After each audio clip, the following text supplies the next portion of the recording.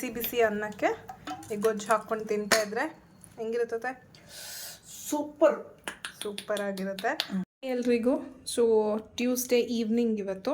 So ಒಂದು special ಆಗಿ simple ಆಗಿ ತುಂಬ ಹಳೆ ಕಾಲದ್ದು ಒಂದು ಗೊಜ್ಜು ಮಾಡೋಣ ಅಂತ, ಹುಣಸೆ ಹಣ್ಣು ಹಸಿ ಗೊಜ್ಜು. ಏನೇನು ಬೇಕು ಅಂತ ಇದು ಮಾಡೋಕ್ಕೆ? ಅದಕ್ಕೆ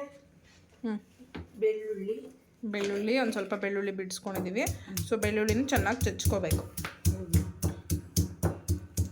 ಸೊ ಇದು ಕಲ್ಲು ತುಂಬ ವರ್ಷದಿಂದ ನಮ್ಮ ಮನೇಲಿದೆ, ಮೆಣಸಿನ್ಕಾಯಿ. ಸೊ ಬೆಳ್ಳುಳ್ಳಿ ಚಚ್ಕೊಂಡಾದ್ಮೇಲೆ ಹಸಿ ಮೆಣಸಿನ್ಕಾಯಿ, ನಮ್ಗೆ ಎಷ್ಟು ಬೇಕು ಅಷ್ಟು ಸ್ಪೈಸಿ ಖಾರ ಎಷ್ಟು ಬೇಕೋ ಅಷ್ಟು. ಅದು ಕೈಲಿ ಕಿವುಚಕ್ಕಾಗಲ್ಲ, ಕೈ ಉರಿ. ಸೊ ತುಂಬ ಜನ ಕೈಯಲ್ಲೇ ಕಿವುಚ್ತಾರೆ, ಕಿವುಚೋ ಗೊಜ್ಜು ಅಂತ.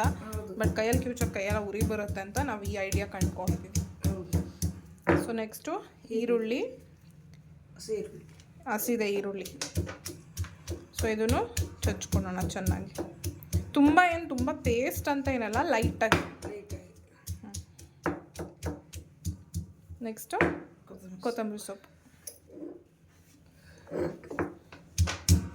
ಇದನ್ನು ಎಲ್ಲ ಲೈಟಾಗೆ ಎಲ್ಲ ಒಂದು ಸ್ವಲ್ಪ ಸ್ಮ್ಯಾಶ್ ಮಾಡಿಕೊಂಡ್ರೆ ಸಾಕು. ನೆಕ್ಸ್ಟ್ ಇದಕ್ಕೆ ಜೀರಿಗೆ ಪೌಡ್ರು. ನೀವು ಜೀರಿಗೆನಾರ ಹಾಕ್ಕೊಂಡು ಅದನ್ನೂ ಕುಟ್ಕೋಬೋದು. ನಾವಿಲ್ಲಿ ಡೈರೆಕ್ಟ್ ಪೌಡರೇ ಹಾಕ್ಕೋತಾ ಇದ್ದೀವಿ. ಜೀರಿಗೆ ಪೌಡ್ರು, ಆಮೇಲೆ ಪೆಪ್ಪರ್ ಪೌಡರ್, ಮೆಣಸಿನ ಪೌಡ್ರು. ನೆಕ್ಸ್ಟು ಆಲ್ರೆಡಿ ಇದನ್ನು ಸ್ವಲ್ಪ ಮಿಕ್ಸ್ ಮಾಡ್ಕೊಳ್ಳೋಣ. ಆಲ್ರೆಡಿ ಹುಣಸೆ ಹಣ್ಣನ್ನ ನೆನೆಸಿಟ್ಕೊಂಡಿದ್ದೀವಿ ಒಂದು ಸ್ವಲ್ಪ.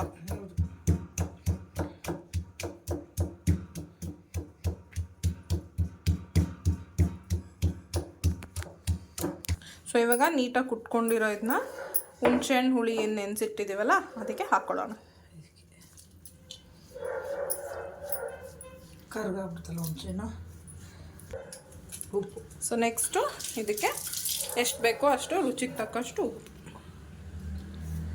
ಸೊ ನೀವು ಕೈಯಲ್ಲೇ ಕಿವುಚೋದಿದ್ರು ಕಿವುಚ್ಬೋದು, ಬಟ್ ನಾವು ಹೊಸ್ದಾಗಿ ಏನೋ ಟ್ರೈ ಮಾಡೋಣ ಅಂತ ಮಾಡ್ತಾಯಿದ್ದೀವಿ. ಕೈ ಉರಿ. ಸೊ ಇವಾಗ ಹಸಿ ಹುಣಸೆ ಹಣ್ಣು ಹುಳಿ ರೆಡಿ ಇದೆ. ಸೊ ಇದನ್ನು ಬಿಸಿ ಬಿಸಿ ಅನ್ನಕ್ಕೆ ಇದನ್ನ ಹಾಕ್ಕೊಂಡು ತಿಂದರೆ ತುಂಬ ಚೆನ್ನಾಗಿರುತ್ತೆ. So this is for today. Thank you.